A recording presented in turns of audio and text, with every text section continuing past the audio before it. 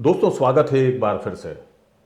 मैं आज आपके लिए एक ऐसी शख्सियत को लेकर अपने साथ आया हूं जो परिचय का मोहताज नहीं है। हमारे साथ हैं इकबाल शेख साहब, मुंबई पुलिस नमस्ते, के हेलो, जय हिंद। मुंबई पुलिस के ज़बरदस्त जांबाज अधिकारी, और न जाने कितने कितने डिपार्टमेंट्स में काम किया है। खासतौर से एटीएस में इन्होंने बहुत ही बड़े बड़े जो ऑपरेशंस हैं उनको अंजाम दिया है। लेकिन हम सबसे पहले चलेंगे पहलगाम की तरफ। पहलगाम का जो पूरा का पूरा सिलसिला है, जिस तरीके से देश में उसको लेकर के हिस्टीरिया पैदा हुआ पड़ा है, कुछ समझ नहीं आ रहा है लोगों को कि असल में हो क्या रहा है। शेख साहब से ये जानना चाहूँगा सबसे पहले कि शेख साहब, आपने कई बार कश्मीर की यात्रा की है, निजी तौर पर भी आप सैलानी के रूप में भी गए हैं और एक टीएस अधिकारी के रूप में भी शायद आपका जाना हुआ ही होगा। तब के हालात में और अब के हालात में क्या फ़र्क आपको दिखाई दे रहा है? देखिए, कश्मीर जो है 1989 में मैं पहली बार गया, अप्रैल एंड में। और चूंकि ये जो बाइसरन वैली पहलगाम का जो हादसा 22 अप्रैल को हुआ है, आज उसको तकरीबन 2 हफ्ता होने को है। और इससे जो है माहौल बहुत ज़्यादा गर्म हुआ है देश में। हर दूसरी तीसरी पोस्ट वही बाइसरन वैली का जो शर्मनाक दर्दनाक हादसा हुआ उसी मैं के तो ऊपर है। कहूँगा कि ये गर्म नहीं हुआ है, बल्कि बिगड़ गया है माहौल। हाँ, माहौल इसमें नफरतें ज़्यादा फैल रही है, जी। हेट्रेड ज़्यादा हो रहा है, दूरियां बढ़ती जा रही है। तो देखिए, ऐसा है कि इसके लिए अब समझ में नहीं आता। मैं 1989 अप्रैल 89 में पहली बार कश्मीर गया। और इसलिए गया था कि 87 में मैं मैसूर वृंदावन गार्डन में देख रहा था फैमिली के साथ, और मेरे साथ में एक कश्मीरी कपल भी वहाँ पर था। तो डांसिंग फाउंटेन हम लोग देख रहे थे। तो मैंने ऐसे ही वो कश्मीरी कपल से ऐसे ही बोला, खान साहब, ये डांसिंग फाउंटेन की तरफ हाथ करके, कि आपके कश्मीर में ऐसा है? तो उन्होंने कहा कि भाई, ये जो डांसिंग फाउंटेन आप दिखा रहे हैं, इसको आपने बनाया, हमने बनाया। हमारे कश्मीर को जो है अल्लाह ने बनाया। क्या बात है। जैसे वो कहते हैं कि गर फिरदौस रूए ज़मी अस्त, तो हमी अस्त, हमी अस्त, हमी अस्त। तो इससे मुझे थोड़ी प्रेरणा मिली कि भाई इतनी तारीफ हो रही है, तो फिर अप्रैल 89 में राजा रानी ट्रैवल्स के थ्रू हम लोग चले गए। और आपको ये बता दूं कि मई 89 से वेरी नेक्स्ट मंथ कश्मीर जो है टूरिज़्म के लिए अगले 15-17 साल बंद रहा। अच्छा। तो माहौल ऐसा था कि मैं पहली बार जब गया, श्रीनगर से पहलगाम हमारी बस जा रही थी, तो रास्ते में एक कस्बा पड़ता है, उसका नाम है अनंतनाग। अनंतनाग, हाँ। तो अनंतनाग पे आप जितने भी शासकीय ऑफिसेस देखेंगे, गवर्नमेंट ऑफिसेस, तो वहाँ पर जैसे state bank of India Anantnag, और उसके बाजू में लिखा दूसरा एक छोटा सा ये है, Kashmir tea house, new Islamabad. अच्छा। तो मैं परेशान हो गया, कंफ्यूज हो गया कि भाई ये जगह के, एक जगह के दो नाम कैसे हो सकते हैं। तो अब पूछे तो किससे, सब अपने जैसे ही टूरिस्ट हैं। अब मुझे इतना मालूम था कि अनंतनाग की जो है हजारों साल की हिस्ट्री है। वहाँ से ऋषि मुनि, बहुत एक बहुत बड़ा कल्चर है हिंदू रिलीजन का। तो इसका नाम तो अनंतनाग ही होना चाहिए। जी। तो फिर शाम में मैं लौटा तो फिर मेरे एक दोस्त थे वहाँ, सन चेजर्स डिपार्टमेंटल स्टोर है, उनके मालिक है अहमद गोरू। वो विंटर शॉपिंग में यहाँ बम्बई आया करते थे, और मेरे दोस्त के यहाँ से शॉपिंग करते थे ग्रैंड रोड से। तो उनसे दोस्ती हो गई। तो मैं शाम में उनके पास गया, मिस्टर अहमद गोरू। मैंने बोला, अहमद भाई, ये आज मैं पहलगाम गया था, रास्ते में एक कस्बा पड़ा, और उसका नाम जो गवर्नमेंट ऑफिस है उस पर अनंतनाग लिखा है, और बाकी प्राइवेट में न्यू इस्लामाबाद लिखा है। तो बोले, सर, आज की हालत ऐसी है कि अगर आप राज ट्रांसपोर्ट यानी एसटी बस में आप बैठते हैं, तो अगर आप बोलते हैं कि एक टिकट अनंतनाग का दो, अच्छा। तो बस में जो बैठे हुए लोग हैं आपको बस में बैठने नहीं देंगे, आपको मारेंगे, और जब तक आप नहीं बोलेंगे कि एक टिकट न्यू इस्लामाबाद का दो। अच्छा। तो जब ये माहौल मैंने देखा कि भाई यहाँ पर जो लोग जो हैं इतने ज़्यादा इंडिया से अलग, मतलब एक अलग चल रहा है यहाँ पर, तो मैं परेशान हो गया। इवन उस वक्त रात में लाल चौक में फायरिंग की आवाज़ भी सुनाई देती थी, हम लोग श्रीनगर में रुके थे। तो माहौल जो है 89 से पहले से ही गर्म हो गया था। अब पता नहीं एक गवर्नमेंट ने क्यों, तो देखिए फिर उसके इमीडिएट बाद में जो रुबिया सईद जो है, मुफ्ती मोहम्मद सईद की बेटी, उनका किडनैप हुआ, कंधार का किडनैपिंग हो गया। उसके बाद जो एक सिलसिला फिर हमारे हिंदू पंडित भाई हैं, वहाँ के कश्मीरी पंडित भाई, उनका एक्सोडस वहाँ से उनको ज़बरदस्ती डरा धमका के वहाँ से निकाला गया। तो ये 89 से सब सिलसिला चल रहा है। मुझे क्यों हमारी गवर्नमेंट वहाँ पर उस वक्त क्यों इफेक्टिव नहीं हुई मैं आपसे ये चीज़ जानना समझना चाहूँगा कि जैसे आपने बात की ये अपहरण कांड की, और उसके बाद में उनके सामने जो है जमात उद दावा का जो आज चीफ है उसको छोड़ा गया था, मसूद अजहर। लेकिन वो जो गलती की थी वो भारतीय जनता पार्टी की सरकार ने की थी, ठीक है। और उस वक्त भी सबने मना किया था कि ऐसा नहीं कीजिए, परंतु जो कोलिशन गवर्नमेंट थी उसकी अपनी जो उनकी मजबूरियां थी उसके चलते उन्होंने किया।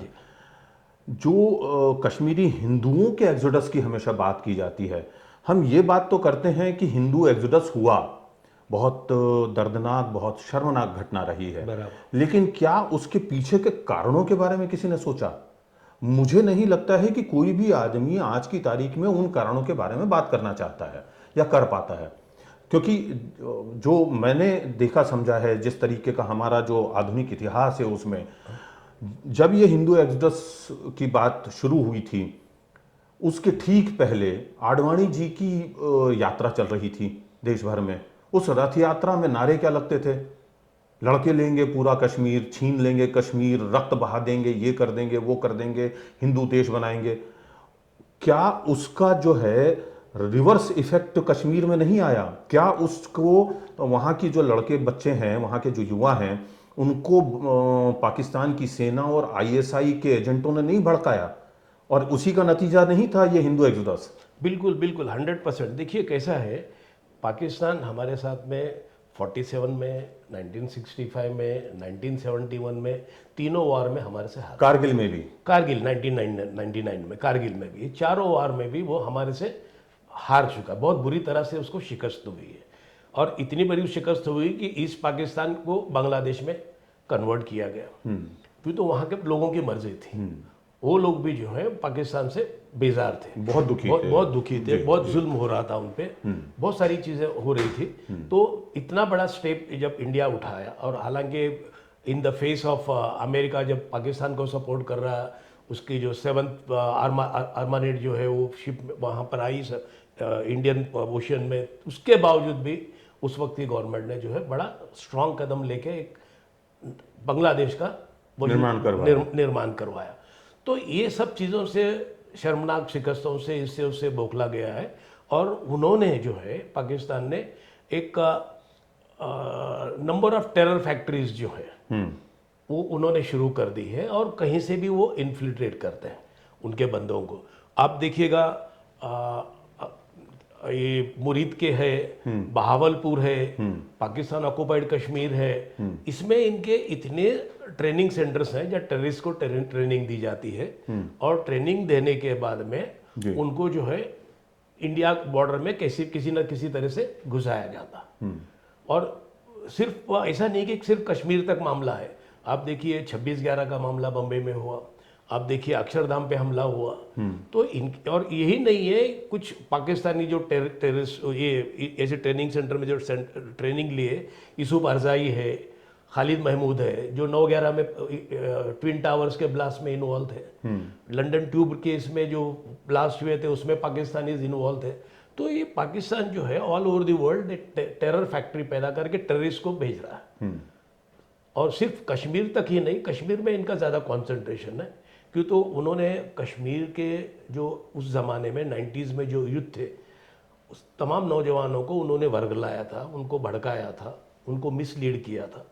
और उसमें जो है, और क्यों तो प्रॉक्सिमिटी, उसकी फिजिकल प्रॉक्सिमिटी नज़दीक है, ट्रेनिंग करके चले जाते, ट्रेनिंग करके आ जाते, वेपन सप्लाई हो जाता, सब हो जाता। वो किसी न किसी हिसाब से उनको ये बताया जाता है कि भाई आप जो है हिंदुस्तान से आपको अलग होना है, और अगर नहीं होते तो बंदूक की जोर पे कितने उन्होंने कत्ल कर दिए, मुसलमानों के भी कत्ल कर दिए, कितने सरपंचों को मार दिया, कितने मुस्लिम पुलिस ऑफिसर्स को मार दिया, बहुत सारे लोगों को जो एक कॉज के लिए हिंदुस्तान की तरफ से लड़ रहे उस ज़माने में बहुत ज़्यादा सिर्फ उनको भी उन्होंने बहुत ज़्यादा नुकसान पहुंचाया। शेख साहब, मेरा ख्याल है कि अब तक कश्मीर का जो आतंकवाद है करीब करीब 50-52 साल का, उसमें जितने हिंदू वहाँ नहीं मरे हैं उससे कहीं ज़्यादा मुस्लिम्स मारे गए हैं ये इस्लामिक जिहाद में। बिल्कुल सही, बिल्कुल सही। अच्छा, मैं मैं वही बता इस्लामिक रहा हूँ जिहाद बोल रहा हूँ तो क्या ये शहीद टर्म होगा? देखिए, ये इस्लाम जो है, इस्लाम में जिहाद का मतलब अलग है। हाँ आप उसको अगर क्लियर करेंगे तो बहुत अच्छा होगा। इसका जो है सेल्फ इंट्रोस्पेक्शन है, खुद से स्ट्रगल करना, अपनी जो आत्मशुद्धि इविलनेस है, बुराइयों पे काबू करना, आत्मशुद्धि के लिए लड़ना, करना, हाँ करना, ये इसको जिहाद बोलते हैं। ये तो जिहाद इस्लाम में जो है इनोसेंट लोगों को मारना, निहत्थे लोगों को मारना, ये तो इस्लाम में किसी इस्लाम नहीं है, ये जायज़ ही नहीं है। जी जी, ये जायज़ ही नहीं है। देखिए कैसा है कि अगर आपने एक इनोसेंट आदमी को मारा तो मतलब आपने कायनात के तमाम इंसानों का कत्ल कर दिया। क्या बात। इतनी बड़ी बात उसमें कही गई है। लेकिन इसका जो है कुछ वर्सेस का जो है रॉन्ग इंटरप्रिटेशन करके, या कुछ जो हमारे आलिम मौलाना जो है जो ऐसी मेंटालिटी रखते हैं, तफरीका वाली मेंटालिटी रखते हैं, हेट्रेड रखते हैं, वो उसको कुछ और उनको बता के ये कर दिया जाता है कि भाई अगर तुम ये जिहाद करोगे, मारोगे, करोगे तो तुम सीधा जन्नत में जाओगे, हूरें मिलेंगी, ये मिलेंगी, वो मिलेंगी। ये सब जो है उनको वर्गलाने के लिए, उनको बहकाने के लिए ये सब चीज़ें की जाती हैं। पाकिस्तान ने तो खैर हिंदुस्तान में सिर्फ कश्मीर ही क्यों, पूरे पंजाब को बर्बाद कर रखा है। पूरा आपके दिल्ली से लेकर के मुंबई तक उन्होंने तमाम जो हैं वो बम कांड करवाए। आपका मुंबई में तब तो आप पोस्टिंग में थे, 12 मार्च 1993 के जो हमारे यहाँ पे सीरियल ब्लास्ट हुए थे, आप लोगों ने खुद इन्वेस्टिगेशन में उसमें हिस्सा लिया है।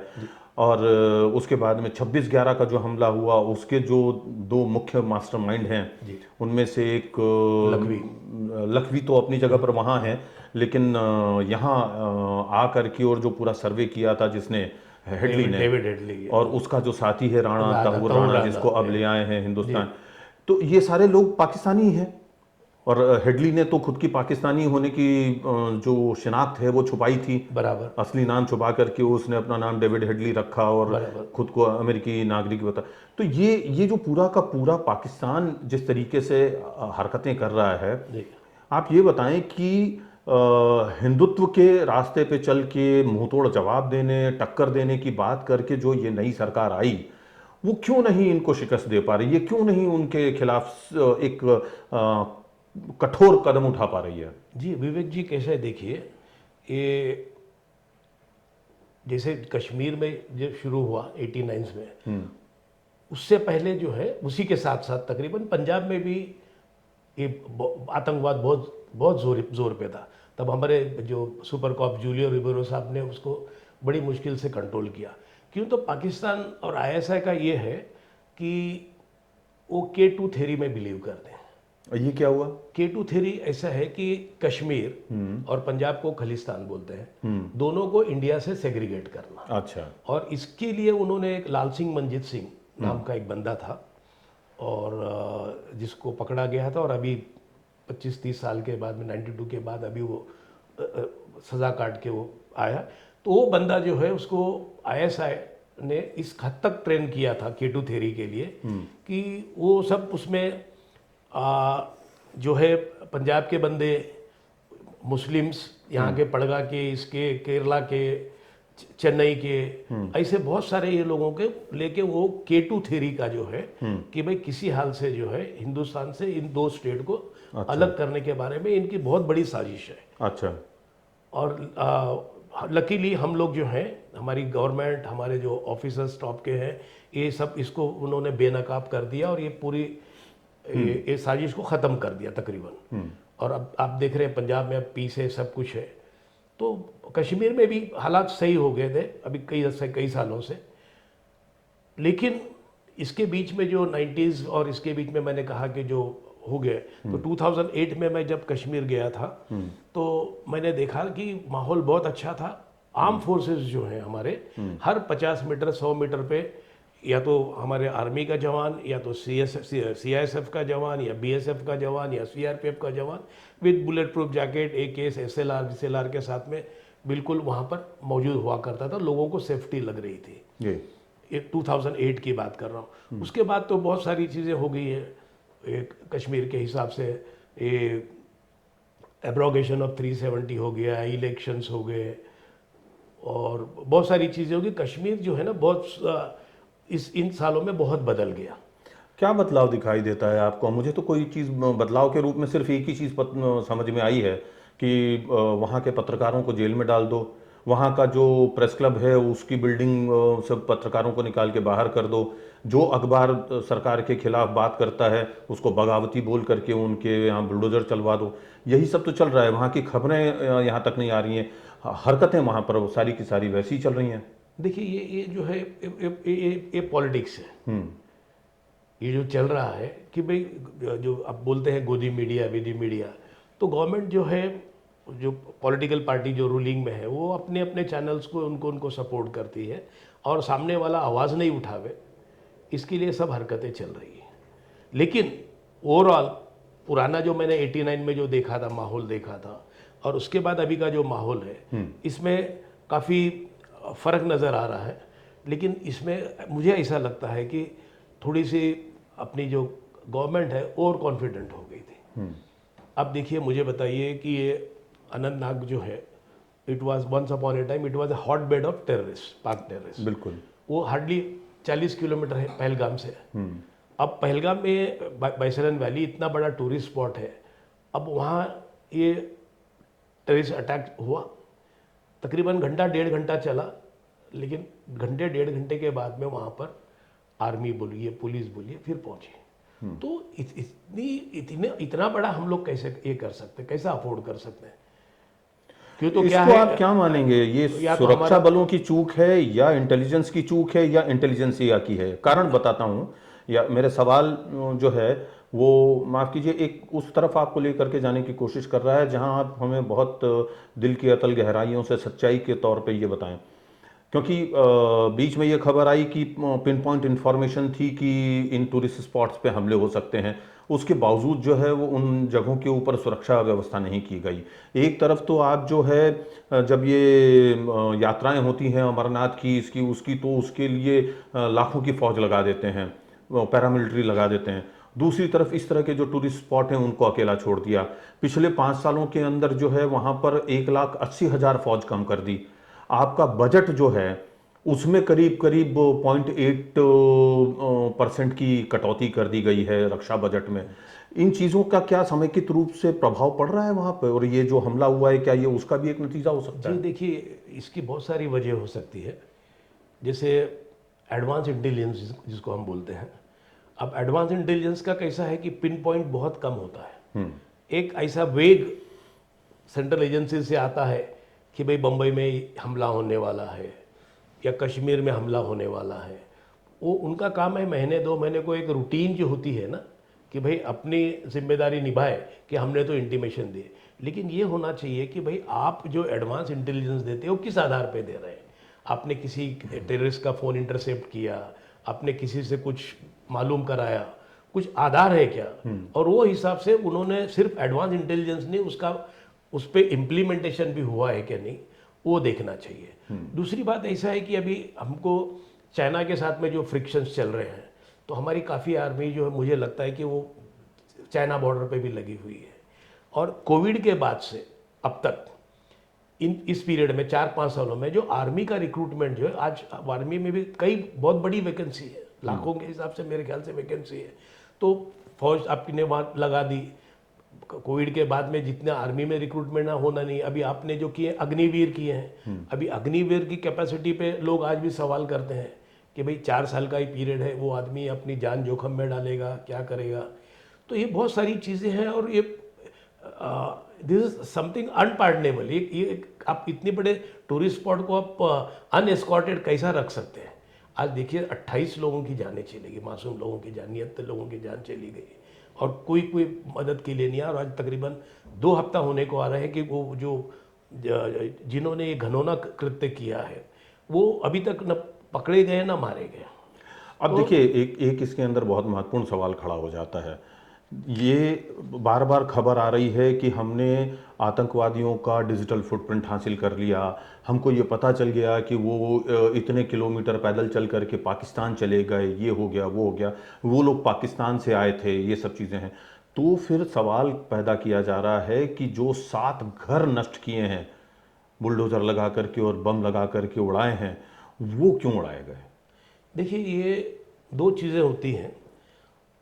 जो भी टेररिस्ट, पाकिस्तानी टेररिस्ट इंडिया में आते हैं, उनको लोकल इन्फॉर्मेशन कुछ नहीं होती है, उनको लोकल सपोर्ट की ज़रूरत होती है।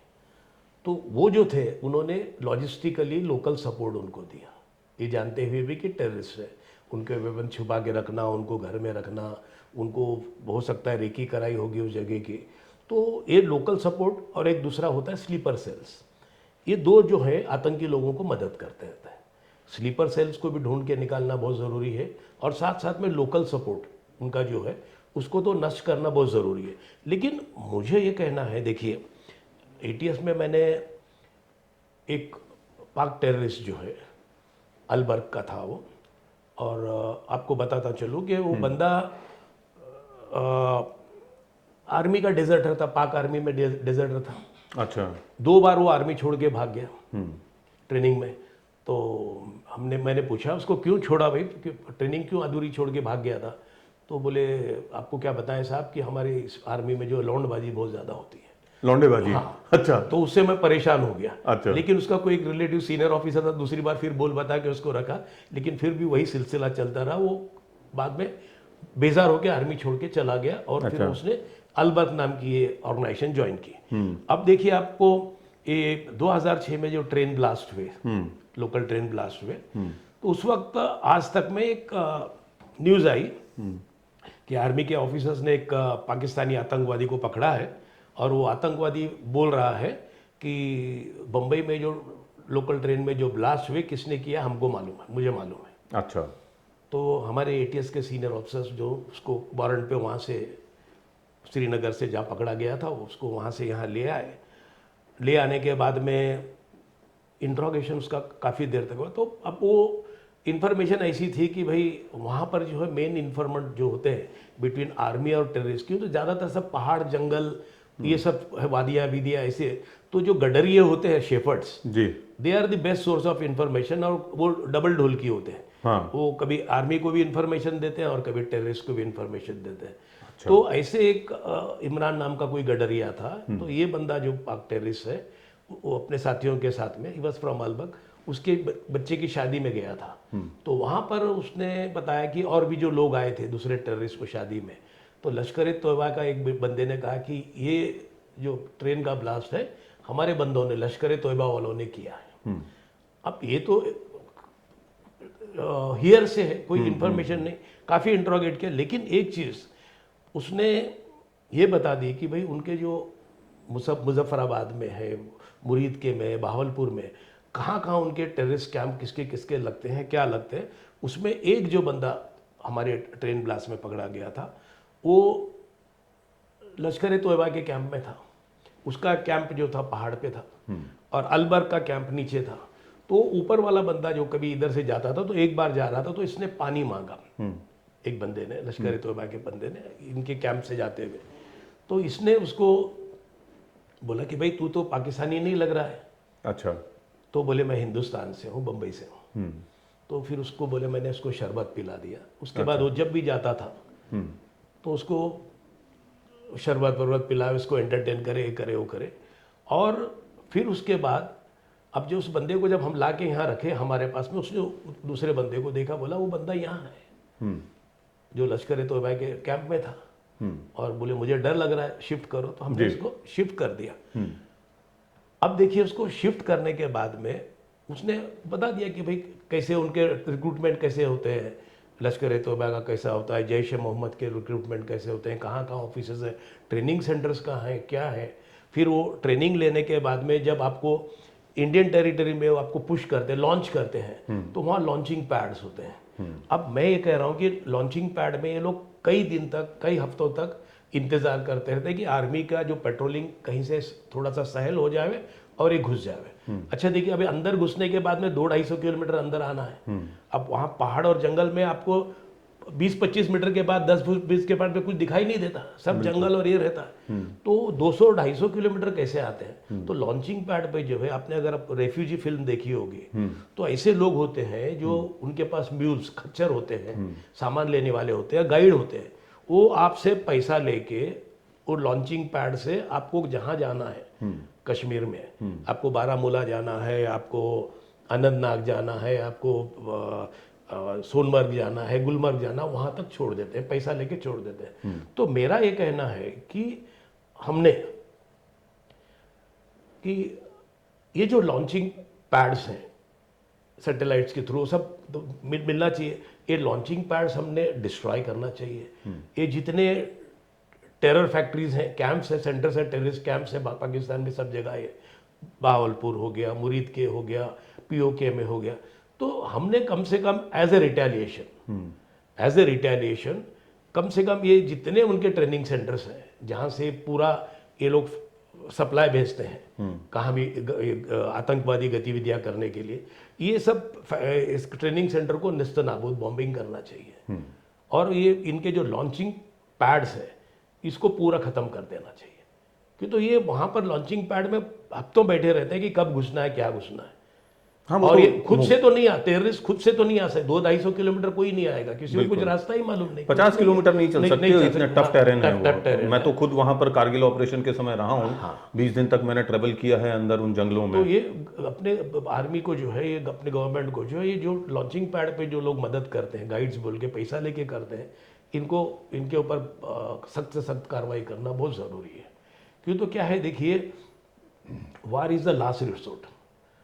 कि जैसे अभी कहते हैं कि भाई ये जंग जो है, जंग तो मसलों का हल नहीं है, जंग खुद मसला है। जंग खुद मसले पैदा करती है। हाँ। जंग टल जाए तो बेहतर है। बिल्कुल सही। साइद उलगानी साहब ने कहा था। हाँ। और आज के तारीख में हमको जो है ऐसा कि नहीं, ऐसा नहीं है कि ये अटैक के बाद में गवर्नमेंट ने कुछ किया नहीं है, लेकिन जो स्टेप्स लिए हैं वो बहुत ही दूरगामी है, लॉन्ग विजन वाले, वो नाकाफी हैं। जैसे वीज़ा कैंसिलेशन हो गया 48 आवर्स में, आपका पाकिस्तानी नेशनल जितने हैं उनका वीज़ा कैंसिल हो गया। उन्होंने उनकी जो ऑफिस में स्ट्रेंथ है इंडियन एम्बेसी की वो कम कर दी। इंडस वैली का पानी उन्होंने ये कम कर दिया। ट्रेड का जो भी चल रहा था पूरा बंद कर दिया, और पूरा बाइकॉटिंग चालू है, ये चालू है। लेकिन इसका इफेक्ट होगा, 100% होगा, लेकिन बहुत दूर है, लॉन्ग विजन है। लोग क्या चाहते हैं कि भाई जब ये लोगों ने ऐसे आके ऐसे हमारे 28 आदमियों को मारा है, तो इस पे हमारे शासन ने, हमारी गवर्नमेंट ने क्या किया?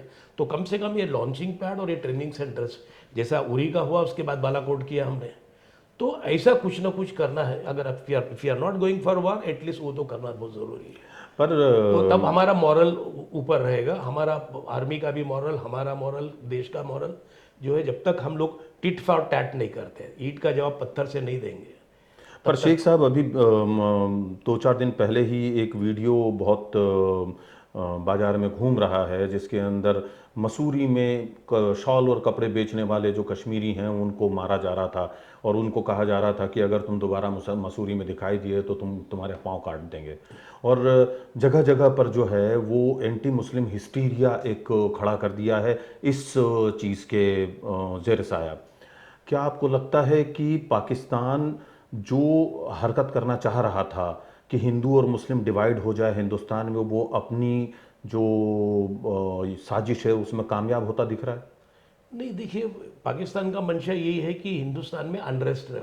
हाँ, तो ये हिंदू मुस्लिम अनरेस्ट दंगा होगा। रहे, ऐसा अनरेस्ट हुए कि it should lead to civil war, व्यूल वार। ऐसा वो उसका प्लानिंग है कि वो हिंदुस्तान को कमजोर देखना चाहता है अब किसी हाल में अब भी। और वो उनका अगर ये करने से मंशा जो है तो पूरा होता हुआ नजर आता है लोगों की। ये देश के हित में अच्छी बात नहीं है कि आज हम लोग सदियों से, 1-2 साल नहीं, हम तो सदियों से एक साथ में रह रहे हैं। हमारी गंगा जमनी तहजीब है, तो हमको सब ये इनके जो नाकाम ऐसे इरादे हैं, इनके नापाक इरादे हैं, ये इनको हमको कभी पूरा नहीं होने देना है।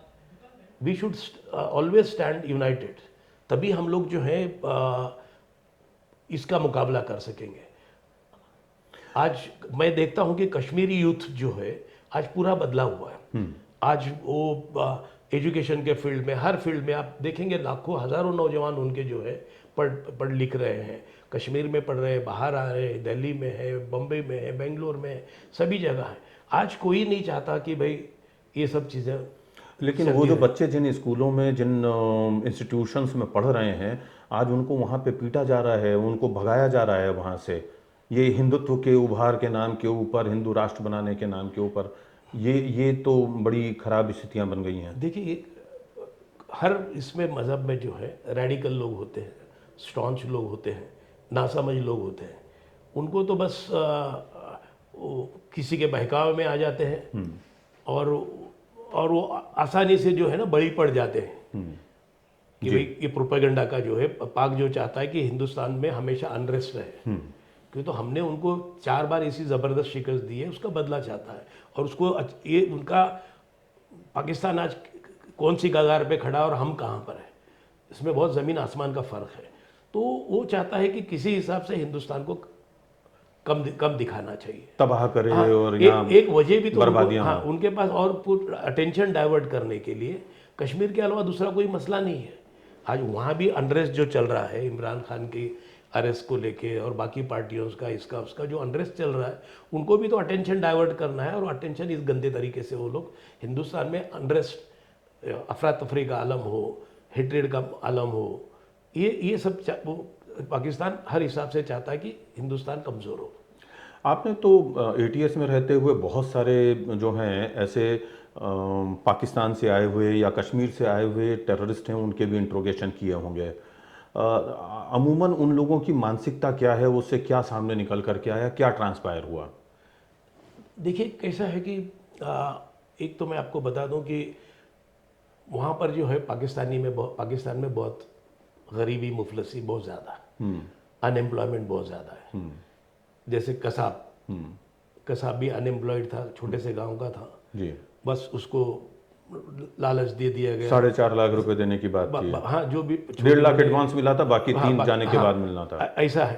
तो इनको जो है वर्गला के, इनके पास में जो लोग हैं, जैसे मैंने बताया कि जो हमारी कुरान की आयतों का मिस इंटरप्रिटेशन करते हैं, मिस इंटरप्रिटेशन करके उनको लालच देते हैं कि तुम हाँ ऐसा करोगे। अगर आपने वो जो सैटेलाइट फ़ोन पे अगर आपने जो 26/11 का हुआ उसका कॉन्वर्सेशन लखवी का और इधर आपने सुना होगा, तो वो जैसे बोलते हैं ना कि भाई वो तुम आगे बढ़ो, जो भी करना है, कत्ल नरसंहार करना तुम करो, आगे तुम्हारे लिए ऊपर बहुत फायदा है। तो ये सब बहकावे में ये वर्गलाने से, सब मिसलीड कर होने से ये आ जाते हैं। और फिर क्या हो जाता है कि देखिए, ये इनके ट्रेनिंग सेंटर में महीने से लेके सालों तक ये बंदे जो है ना अलग अलग लेवल के तैयार होते हैं जी। तो इनका जो माइंड सेट है ना, जैसे उनको ये बताया जाता है कि भाई हिंदुस्तान में मस्जिदों में नमाजें नहीं होती है, अजान नहीं होती है, ये नहीं होती है, वो नहीं होती है, ऐसा बताया जाता है। लेकिन अगर आपने देखा होगा कसाब का, उसको भी यही वर्गला गया था कि भाई यहाँ पर बहुत जुल्म हो रहा है, ऐसा हो रहा है, वैसा। छोटी सी चीज़ अगर कहीं हो जाती है, उसको राई का पहाड़ बना के, एंटी मुस्लिम बना के वो एक कर दिया जाता है। जब उसने कसाब को जब इंट्रोगेशन के वक्त जब भी बाहर लेके गया और जब उसने सुबह फजर के वक्त की मस्जिदों में अजानें सुनी, लोग जाते हुए देखे, तो हाँ, उसने पूछा था ऑफिसर से कि अरे ये क्या हो रहा है। हाँ, जब उसे बताया कि परेशान, हाँ, तो परेशान हो गया जी, कि भाई यहाँ तो सब कुछ नॉर्मल चल रहा है और बेहतर है। हर चीज़ आज़ादी के साथ में, हर आदमी अपना मजहब को जो है आज़ादी से फॉलो कर रहा है। तो ये सब वर्गलाए हुए ये मिसलीड यूथ है, इनको वहाँ से इस हिसाब से एक तो गरीबी और दूसरी ये इनको जो दिमागों की जहर खुरानी, इनका जो माइंड जो है ना पूरा ये पॉइजन कर देता है। और उसकी वजह से ये लोग यहाँ पर आके आतंक फैलाने के चक्कर में होते हैं। एक ऐसा सवाल जो शायद आपके दिल को चुभे भी, एटीएस में आप काम कर रहे थे, आप स्वयं मुस्लिम थे और ये जो मुस्लिम कॉज के लिए, कौम के लिए या हिंदुस्तान की तबाही के लिए लड़ने वाले जो सो कॉल्ड सैनिक थे, यानी कि टेररिस्ट है, उनमें से कभी किसी ने आपको ये कहा कि अरे तुम भी मुसलमान हो, बिरादरान हो हमारे, तुम हम अपनी कौम के लिए क्यों नहीं लड़ते, ये हिंदुस्तान के लिए क्यों लड़ रहे हो? नहीं नहीं नहीं, क्या देखिए, मैं बहुत ही स्ट्रेट फॉरवर्ड हूँ। हाँ, वो तो हम लोग जानते ही हैं, लेकिन कभी सेक्युलर ऐसा, हूँ, तो कभी किसी की हिम्मत भी नहीं हुई ऐसा पूछने की। अरे आतंकवादी है ना, उसका तो दिमाग ऑलरेडी जहर से भरा हुआ है, वो तो आपको ऑफर कर सकता है कि भाई हमारे साथ लड़ो, तुम हमें क्यों तकलीफ दे रहे हो? नहीं नहीं नहीं, देखिए, अपने लिए देश पहला आता है, इंडिया इज फर्स्ट, उसके बाद में बाकी सब चीज़ें आती हैं। तो आज तक गैंगस्टर से भी लड़ते हुए या टेररिस्ट के साथ में भी लड़ते हुए ऐसा कभी नहीं हुआ। अभी आपको मैं बता दूं कि अभी अगर आप देखेंगे तो डी गैंग को जो है ना, मैक्सिमम डैमेज जो है ना, शायद मेरी वजह से हुआ। अच्छा, ठीक है, इसके बारे में हम आगे चर्चा करते हैं। तो इसमें कुछ और आप जोड़ना चाहेंगे, जो पाकिस्तान और कश्मीर और हिंदुस्तान की ये जो लड़ाई चल रही है इस चीज़ पर? नहीं, अब देखिए, इसमें ये क्या है, ये सॉर्ट ऑफ कोल्ड वॉर है जी। जैसे टेररिस्ट के थ्रू ये सब काम कराना, ये कराना जी। ऐसा ओपन वार तो वो लोग अफोर्ड नहीं कर सकते।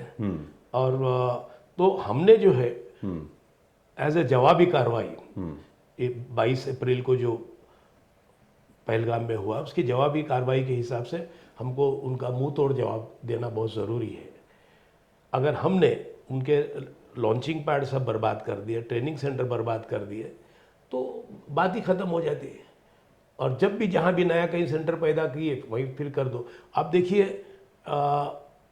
अगर मैं आपको इजराइल का एक एग्जांपल दूंगा, हालांकि वो बहुत ही इंसानियत के अगेंस्ट है। अभी उनको अगर पता चल जाता कि हमास का कोई बंदा कोई हॉस्पिटल में छुपा है, तो पूरा हॉस्पिटल उड़ा देते, बॉम्बिंग कर देते, फायरिंग कर देते, जो कि बहुत ही गलत है। मानवीय रूप से तो गलत है। हाँ, मानवीय रूप से बहुत ही गलत है, बिल्कुल बहुत ही गलत है। हमने तो उनके ट्रेनिंग सेंटर खत्म करना है। तो वो चीज़ें जो है ना, एक बार उनको सबक सिखाना है, तब तक हम लोग सही ढंग से और पूरी ताकत के साथ मुंह तोड़ जवाब नहीं देंगे, सबक नहीं सिखाएंगे, तो ये चीज़ें फिर होती रहेंगी। हर महीने, 2 महीने, 4 महीने में कहीं घूमे, कभी आर्मी पेट्रोल पे वो लोग अटैक कर रहे हैं, कभी हमारे जो बिहार के, पंजाब के सिविलियन वहाँ जो काम कर रहे हैं उनको मारा जा रहा है, कोई और टीचर जो बाहर स्टेट की हैं उनको मारा जा रहा है। तो ये सिलसिला चलता रहेगा। इसको अगर हमको बंद करना है तो ये 2 चीज़ें जो है, उनके ट्रेनिंग सेंटर्स और उनके जो अपने जो बॉर्डर पे जो लॉन्चिंग पैड है, उन पे कार्रवाई, सख्त से सख्त कार्रवाई है, सीधा बॉम्बिंग करके उड़ा देना है। तो इकबाल शेख जो हैं वो बहुत नाराज़ नज़र आ रहे हैं और साथ ही साथ में उन्हें बहुत चिंताएं भी हैं। उनका सुझाव है कि पाकिस्तान में या पाकिस्तान ऑक्यूपाइड कश्मीर में जहाँ जहाँ भी आतंकवादियों के अड्डे हैं, ट्रेनिंग सेंटर्स हैं, उनको फ़ौरन से पेशतर बम लगाकर या एयर स्ट्राइक करके उड़ा देना चाहिए। आज के अंक में इतना ही। दोबारा हाजिर होंगे, लेकिन हाँ, आप भूलिएगा नहीं, ऐसे ही शानदार, जानदार और देशभक्तिपूर्ण जो लोग हैं उनसे बातें हम करते रहेंगे, उनके ज़रिए आपको बहुत सारी नई नई सूचनाएं भी पहुंचाते रहेंगे। तो आप हमारे चैनल को ज़रूर सब्सक्राइब कर लीजिए, लाइक करना मत भूलिए, और हाँ, आपके कमेंट्स का तो हमें इंतज़ार रहता ही है। और साथ ही साथ में ये कहना चाहूँगा कि आपको यदि किसी व्यक्ति विशेष से भेंट करनी हो हमारे चैनल के ज़रिए, तो उनका नाम भी हमें कमेंट बॉक्स में बताइए, और किन विषयों पर आप जानना चाहते हैं, सुनना चाहते हैं, वो भी हमें बताइएगा। हमारी पूरी टीम जो है कोशिश करेगी कि आपको इसके बारे में लगातार सूचनाएं देते रहें। इकबाल शेख साहब, बहुत बहुत शुक्रिया आपका। थैंक यू, धन्यवाद।